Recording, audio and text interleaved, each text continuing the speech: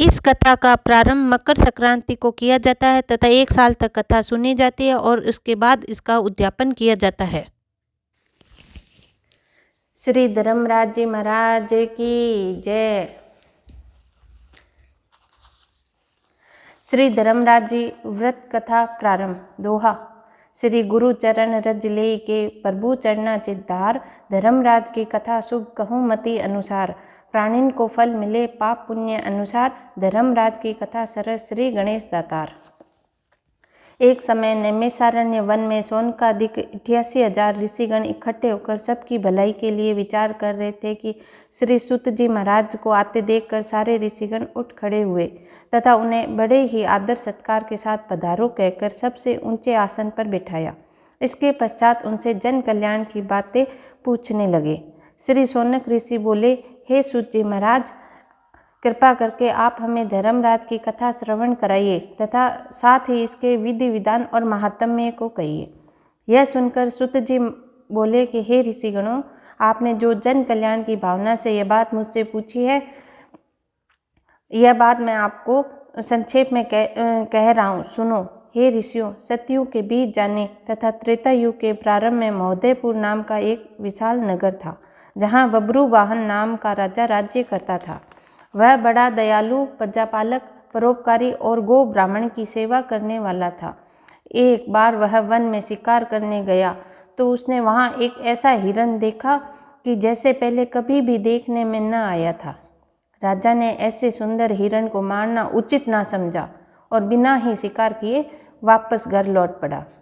रास्ते में उसे एक विप्र कन्या मिली जो ईश्वर की आराधना में लीन थी। राजा ने उसे पूछा, हे कन्या, तू ऐसी आराधना क्यों कर रही है?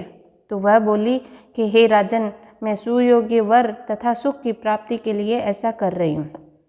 तब तो राजा ने हरि प्रेरणा से हरिदास नाम के एक महाविद्वान के साथ उसका विवाह करवा दिया और खूब धन संपदा देकर विदा किया। गुणवती ऐसे सुंदर विद्वान पति को पाकर आनंद पूर्वक रहने लगी। हरिदास ने गुणवती को प्राय सभी देवी देवताओं की भक्ति तथा आराधना के मार्ग बतलाए, पर धर्मराज की आराधना एवं भक्ति का मार्ग नहीं बतलाया। जब वृद्ध होकर गुणवती के प्राण छूटे तब धर्मराज के दूत उसके प्राणों को धर्मराज के सन्मुख ले गए। गुणवती ने देखा धर्मराज की पूरी सर्व धातुओं के परकोटे से घिरी हुई है। उसके चारों ओर ऊंची ऊंची देहरियों के दरवाजे बने हुए हैं, जिसमें वे पूर्व के दरवाजे के सोने की, उत्तर के दरवाजों के हीरे पन्नों की, पश्चिम के दरवाजों के चांदी की तथा दक्षिण के दरवाजे की सर्व धातु की निशानियां लगी हुई है। गुणवती ने बड़े ही कष्ट से निशानी पर चढ़कर धर्मराज के पूर्व में प्रवेश किया। उसने अत्यंत मनोहर धर्मराज के मंदिर और वहाँ के विशाल ठाट बाट को देखा। इसे देख दूत उसे धर्मराज के सन्मुख ले गए, जो एक विशाल रत्न जड़ित सिंहासन पर विराजमान थे, जो प्राणियों का लेखा जोखा ले रहे थे। गुणवती धर्मराज के विशाल और तेजस्वी रूप और भयानक दूतों को देखकर भयभीत हो उठी और कांपने लगी। कई प्राणियों का लेखा जोखा लेने के पश्चात जब धर्मराज ने गुणवती के पाप पुण्यों का लेखा जोखा देखा तो यह देखकर कि उसने सभी देवताओं की भक्ति करके उन्हें प्रसन्न किया, पर धर्मराज की कतई भक्ति नहीं की। वे कुछ नाराज हुए। धर्मराज को इस तरह नाराज देखकर गुणवती ने पूछा, हे महाराज, आपके मन में ऐसी क्या बात आई है जो आप नाराज हो गए?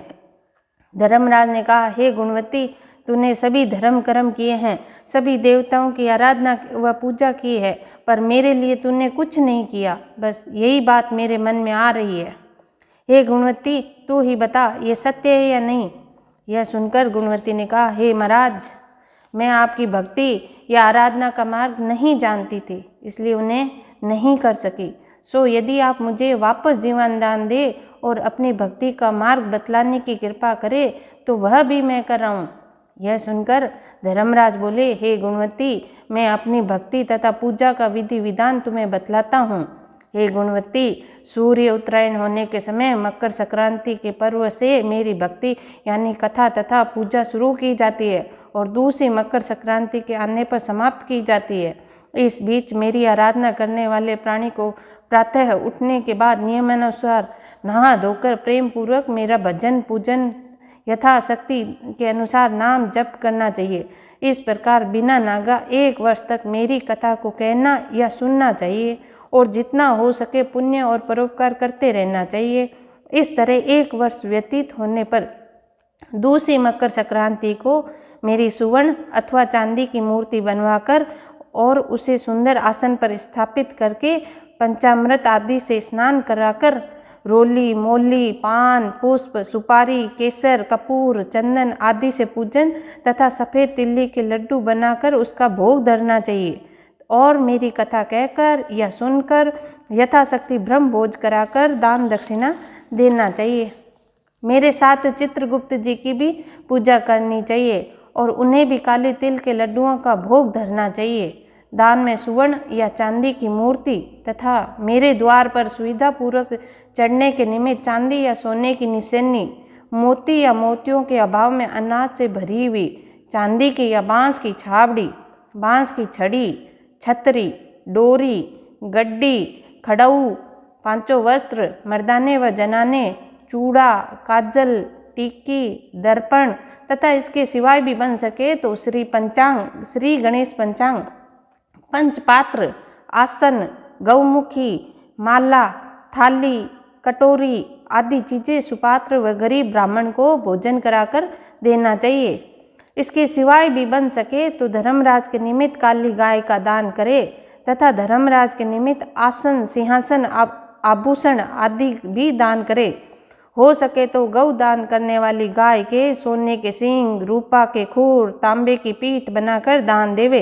हे गुणवती, यह विधान जो मैंने बताया है, जिनकी शक्ति इससे अधिक दे सकने की होवे अधिक दे तथा जिनकी शक्ति कम देने की होवे यथाशक्ति देवे।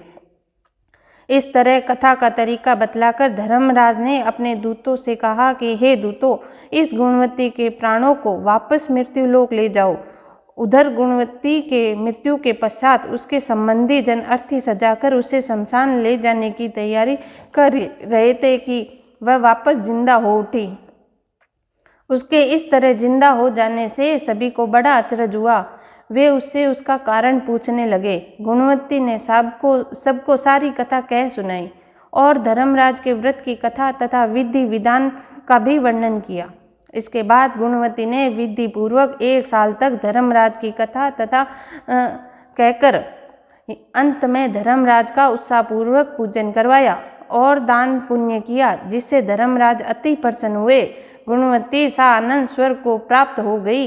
इतना कहकर सूत जी महाराज कहने लगे, हे ऋषियों, जिस घर में स्त्रियां इस व्रत को धारण करती है तथा कथा को कहती है, उस घर के सभी प्राणी धर्मराज के दरबार में निर्भयता के साथ जाते हैं। उन्हें धर्मराज के दूत कुछ भी कष्ट नहीं देते हैं तथा धर्मराज भी प्रेम से उनका लेखा जोखा लेते हैं, पापों के क्षय का उपाय भी बतला देते हैं। अतः जो भी इस कथा को विधि पूर्वक कहते हैं, सुनते हैं, उन्हें मृत्यु काल में धर्मराज के दूत कष्ट नहीं पहुंचाते हैं।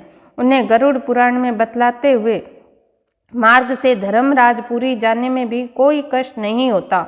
इस तरह वे प्राणी सहज ही वैकुंठ गति को प्राप्त हो जाते हैं, इसमें कोई संदेह नहीं। दोहा, धर्मराज की कथा यह पढ़े सुने चित लाए, चहु लोक आनंद मिले, सुख संपत्ति बहु पाए। श्री धर्मराज जी की आरती।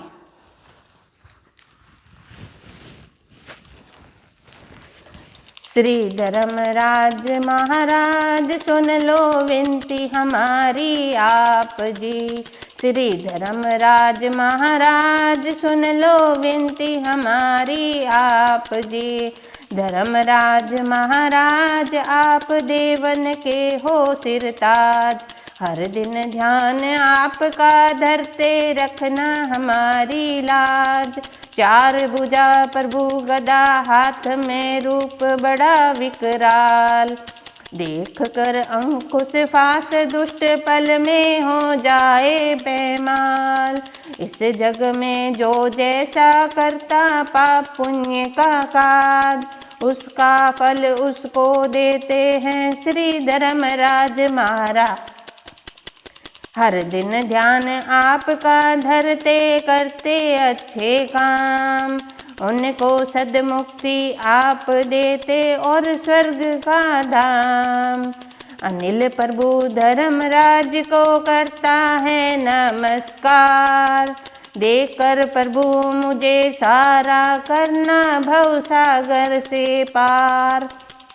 श्री धर्मराज जी महाराज देकर प्रभु मुझे सारा करना भवसागर से पार।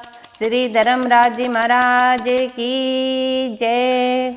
श्री धर्मराज जी महाराज की जय। अधिक से अधिक शेयर करें और सब्सक्राइब करें। धन्यवाद।